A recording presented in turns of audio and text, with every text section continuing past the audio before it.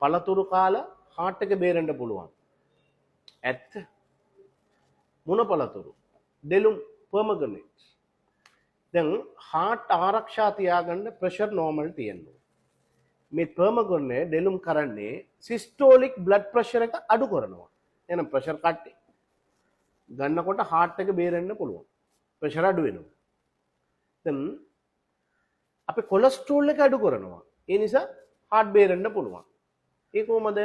cholesterol ಜಾති කීපයක් තියෙනවා. ඒකෙන් LDL cholesterol හොඳ නැති bad cholesterol කියලා කියන්නේ. ඒ cholesterol වැඩි වෙනකොට heart එකට ආරක්ෂාව හොඳ නැහැ. ඒ cholesterol එක දෙලුම් අඩු කරනවා. අනිත් එක heart එකට supply කරන්න ලේබට තියෙනවනේ. හැමතැනම තියෙන ලේබට වලින් plaque හදනකොට ලේ යන එක අඩු වෙනවා. ලේ වේගෙන් යන්නේ නැහැ.